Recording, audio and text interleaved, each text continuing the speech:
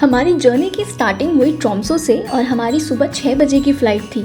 इस जर्नी का पहला पार्ट वाइड्रो एयरलाइन से था, जो कि एक स्मॉल कैरियर फ़्लाइट है जो मेनली नॉर्डिक कंट्रीज़ में ऑपरेट करती है। ट्रोम्सो एयरपोर्ट सिटी से काफ़ी क्लोज है, इसलिए रनवे से भी आपको ट्रोम्सो ब्रिज और सराउंडिंग्स का बहुत बढ़िया व्यू आएगा। The view from this flight was great and we could see everything frozen below.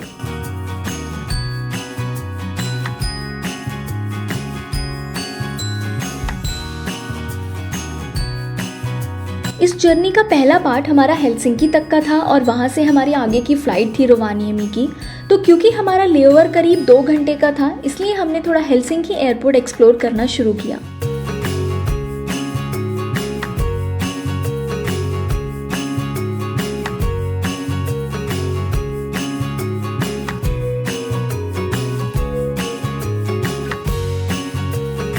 It was now time to say goodbye to Helsinki airport and board our next flight to Rovaniemi और हमारी ये journey थी Finnair से।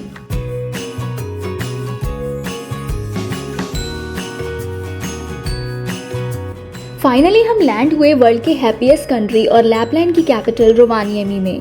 रोवानिएमी airport भले ही छोटा था, पर चारों तरफ हर साइन बोर्ड ये ज़रूर बता रहा था कि आप वर्ल्ड के हैप्पीएस्ट कंट्री में लैंड हो चुके हैं।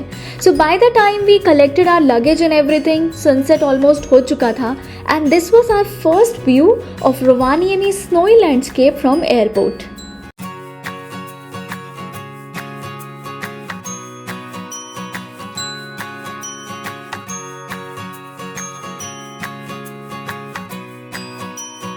रोवानिएमी पहुंच के अगले दिन बस पकड़ के हम चल दिए सांता क्लॉज विलेज, जो कि सिटी सेंटर से करीब 8 किलोमीटर है। यहाँ बसेस इजीली अवेलेबल हैं, so that won't be an issue. Village पहुंचते ही हमने सबसे पहले रेनडियर राइड का स्लॉट बुक किया शाम 3:30 बजे का। आर्कटिक में आए हुए हमें 10 दिन हो गए थे, पर यहाँ रोवानिएमी में आके फाइनली हमें धूप के दर्शन हुए थे, पर फिर भी मौसम बहुत ठंडा था। तो अपने स्लॉट का टाइम आने तक ये बॉनफायर एक बढ़िया जगह लग रही थी वेट करने के लिए। रेनडियर राइड में 2 ऑप्शन है, एक है 45 मिनट्स की फॉरेस्ट ट्रेल राइड जो हमने बुक करी थी and another is 15-20 minutes quick village ride.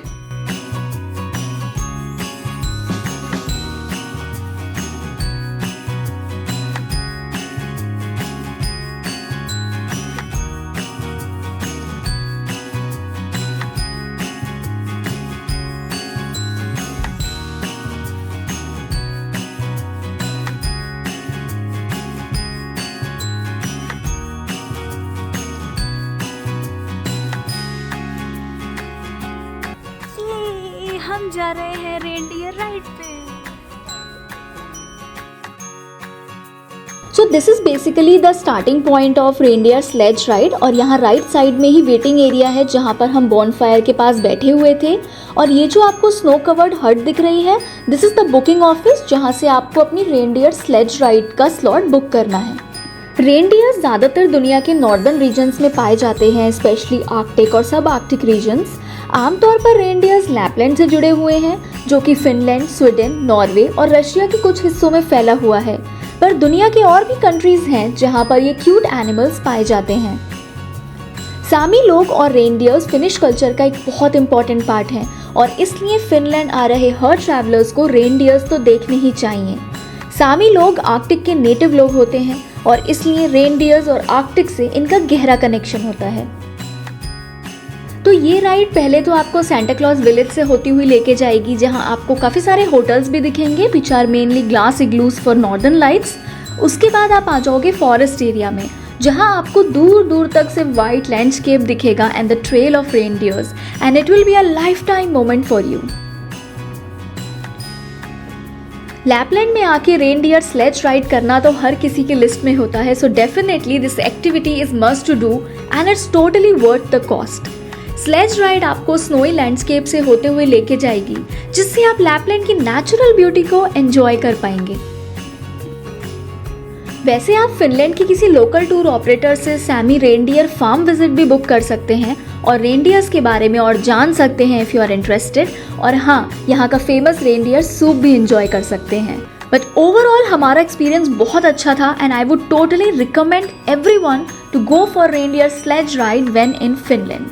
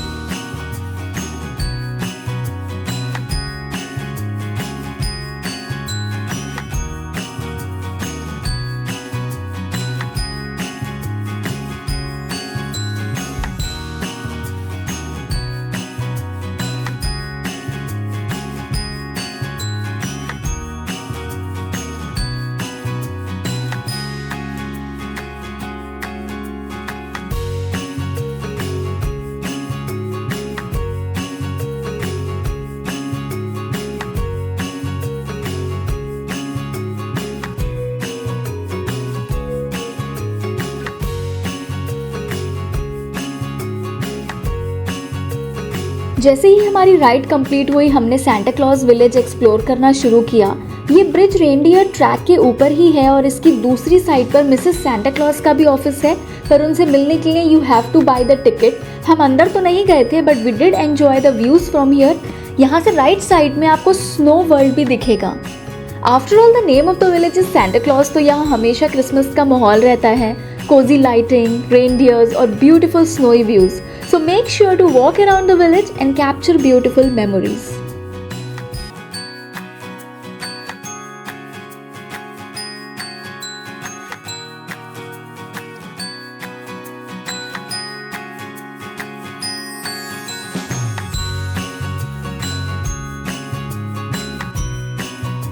इस पूरे विलेज में सोवेनियर शॉप्स तो हर कॉर्नर पर हैं। वेराइटी ऑफ फ्रिज मैग्नेट से लेके सांता और क्रिसमस थीम के वेराइटी ऑफ टॉयज आप यहाँ से बाय कर सकते हैं और ये सब इतने क्यूट लगेंगे कि बच्चे क्या बड़ों का भी मन कर जाए सब खरीदने का।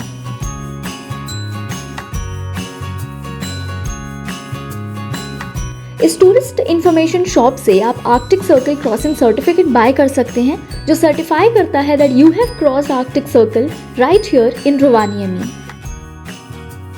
साथ ही आप यहाँ से दुनिया के किसी कोने में पोस्ट कार्ड भेज सकते हो जिस पर आर्कटिक सर्कल पोस्ट मार्क होगा जो दुनिया में कहीं और यूज नहीं होता।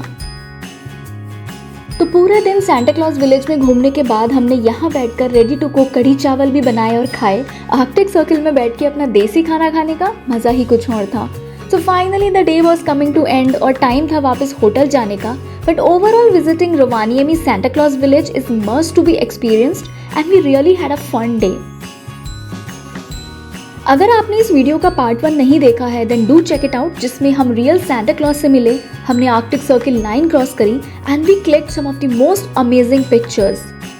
Meeting Santa Claus is the main highlight of visiting Rovaniemi, so do not forget to experience it. अगर आप जानना चाहते हो और कौन कौन सी मस्ट टू डू एक्टिविटीज़ हैं रोवानिएमी में और ऐसे कौन से मस्ट विजिट प्लेसेस हैं रोवानिएमी सिटी के जो आपको ज़रूर देखने चाहिए, then you can check out more videos of Finland on our channel. All links are in description box.